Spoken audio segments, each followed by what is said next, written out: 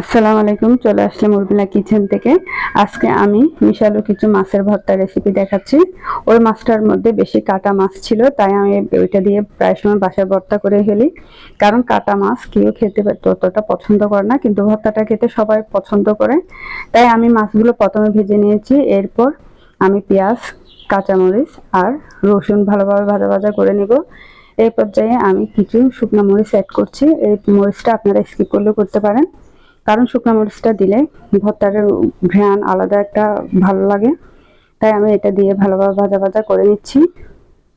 আর আমার পেজে আপনারা অবশ্যই লাইক, কমেন্ট এবং শেয়ার দিয়ে পাশে থাকবেন। আমিও আপনাদের সাথে থাকবো ইনশাল্লাহ।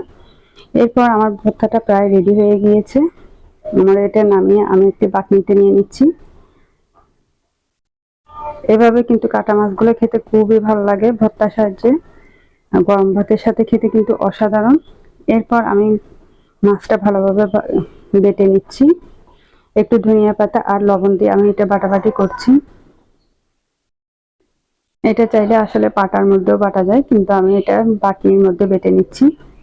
তো সবার কেমন লেগেছে আমার ভর্তাটা অবশ্যই অবশ্যই জানাবেন। সবাই ভালো থাকবেন, সুস্থ থাকবেন। আল্লাহ হাফেজ।